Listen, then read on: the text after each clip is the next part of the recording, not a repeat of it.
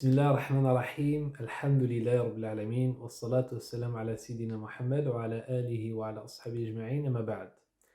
Le mois de Ramadan arrive bientôt et il est important pour nous qui vivons dans une société où généralement on fait beaucoup les choses robotiquement de se dire attends, là ça fait peut-être 10 ans que je fais le mois de Ramadan, là ça peut-être même 20 ans, 30 ans. Comment vais-je faire pour que si Allah Azza wa Jal me fait parvenir à ce mois, je le vive d'une manière encore meilleure que que les années précédentes. Déjà, les pieux prédécesseurs, 6 mois avant l'arrivée de Ramadan, qu'est-ce qu'ils faisaient? Ils demandaient à Allah Azza wa Jal de les faire parvenir à ce mois. Et ceci est important. Et même, je rajouterai que ne faut pas simplement demander à Allah de nous faire parvenir à ce mois, mais il faut lui demander aussi qu'il fasse que ce mois soit un bien pour nous, une preuve pour nous et non contre nous. Car on peut demander à Allah, ça se trouve que Allah va nous faire parvenir, et nous, on ne va pas estimer ce mois comme il faut, bien au contraire, peut-être il va être contre nous. Donc on demande à Allah qu'il nous fasse parvenir à ce mois, et qu'il en fasse d'un mois qui sera pour nous et non contre nous. Donc je vais modestement donner 3 conseils qui, j'espère, te servira et me servira à moi avant tout pour ce mois de Ramadan qui va venir.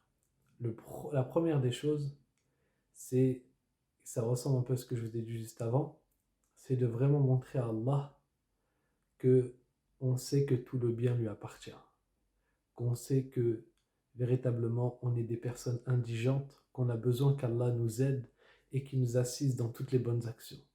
Donc on va demander véritablement à Allah de faire qu'on aura un véritable lien avec le Coran durant ce mois-là. Que durant ce mois-là, on va en saisir les finalités. Que durant ce mois-là, on va vivre véritablement, autant par le corps que par l'esprit, le mois de Ramadan.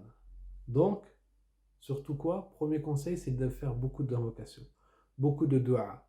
Montrer à Allah notre servitude, montrer à Allah qu'on reconnaît qu'on a besoin de lui. Donc le premier des conseils, c'est faire beaucoup d'invocations pour arriver à ce mois, pour qu'on ait l'assistance de notre Seigneur dans les bonnes œuvres. Deuxième conseil, c'est comprendre la finalité du mois de Ramadan. Allah Azza wa Jalla, lorsqu'il parle du Ramadan, qu'est-ce qu'il nous dit? Ya ayyuhalladhina amanu, ô vous qui avez cru, kutiba alaykumus siyamu kama kutiba ala alladhina min qablikum la'allakum tattaqun.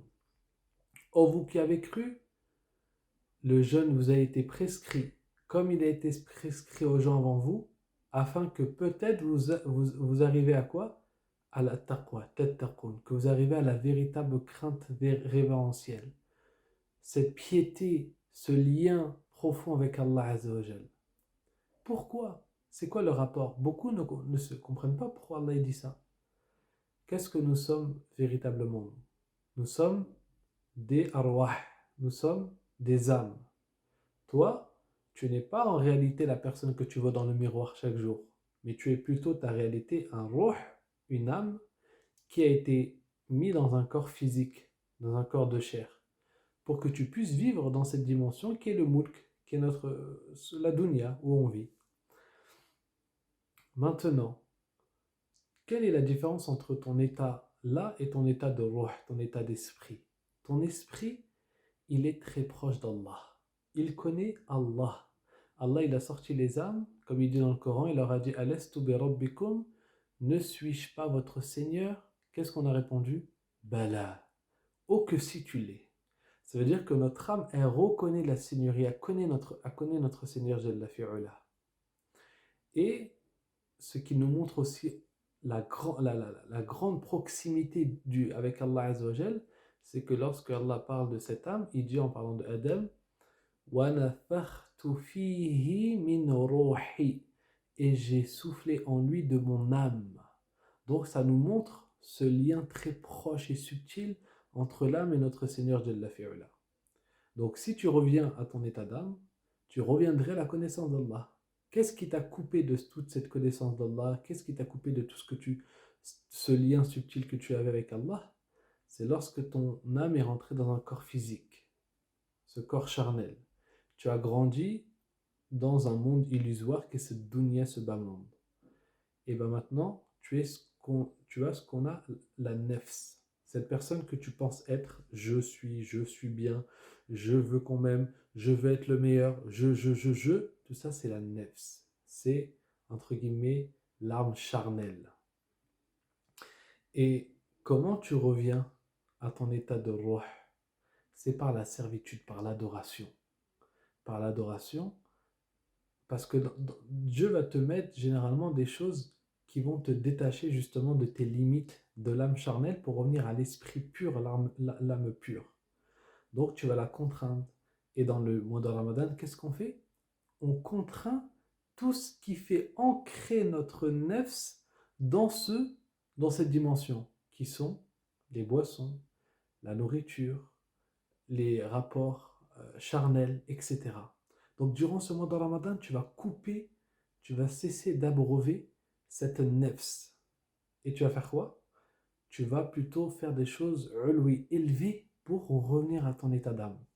C'est pour cela que ne faut pas regarder simplement le mois de Ramadan. Oui, oh Allah il nous a rendu ça obligatoire. Oh, vas-y, moi je vais dormir la journée. Oh, le soir quand je coupe le jeûne, je mange. Blablabla. Si tu fais ça, c'est que tu n'as rien compris au mois de Ramadan. Ton lien avec Dieu se résume simplement à oh, j'ai une obligation, il faut que je la fais vite. Non, comprends. Dès maintenant, tu comprends l'état d'esprit qu'il faut avoir dans le Ramadan. Dans le mois de Ramadan, c'est une école. C'est cette école dans laquelle tu vas revenir à ton état de ruh, ton état d'esprit, dans ton état où tu es proche d'Allah Azza wa Jal, en te détachant de l'illusion qui est ta nefs, car c'est elle-même qui te voile d'Allah subhanahu wa ta'ala. D'accord? Donc ça c'est le deuxième conseil. Premier conseil, tu fais beaucoup d'invocations. Tu montres à Allah que tu reconnais que tu es un serviteur faible qui a besoin de lui pour qu'il t'assiste dans les bonnes actions. Deuxièmement, tu te prépares dès maintenant à être dans l'esprit de Ramadan, dans l'esprit de combattre cette nefs, combattre ses limites pour revenir à, euh, à ton état d'âme pur, proche d'Allah Azzawajal qui connaît son Seigneur. Et troisièmement, qu'est-ce que Allah nous dit de Ramadan? Shahru Ramadan alladhi unzila fihi al-Qur'an. Le mois de Ramadan, ce mois, qu'est-ce qu'il a de particulier? Allah nous dit le mois dans lequel Allah a fait descendre le Qur'an.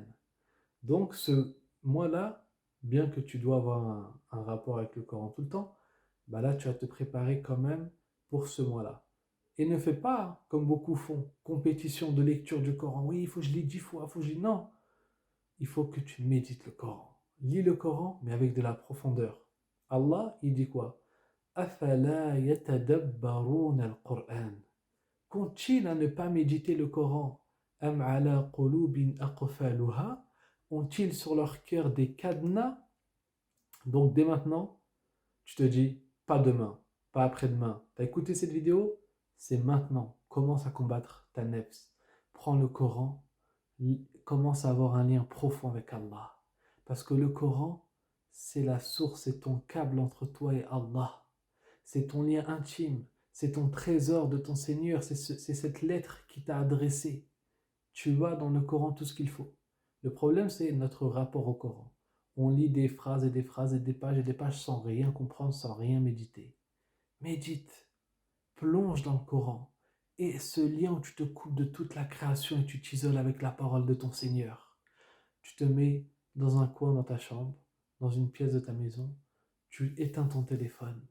Ou prends ton téléphone si tu veux lire la traduction, etc. Mais tu essaies de te couper des choses qui vont te distraire. En direction de la Qibla, en état d'ablution, tu te réserves un temps avec la parole d'Allah tous les jours. Tu te prépares comme ça pendant Ramadan, tu pourras encore faire plus et ce sera plus facile car tu te seras déjà habitué. Donc voici 3 conseils pour te préparer pour Ramadan. Qu'Allah subhanahu wa ta'ala fasse qu'on soit de ceux qui pourront profiter de ce mois de Ramadan pour s'élever, pour se rapprocher d'Allah et qu'il ne soit pas un mois contre nous, qu'il ne soit pas un mois qu'on fasse de manière robotique, sans profondeur, mais qu'on vive concrètement le Coran, qu'on vive concrètement ce mois de Ramadan. سبحانك اللهم وبحمدك أشهد أن لا إله إلا أنت أستغفرك وأتوب إليك والحمد لله رب العالمين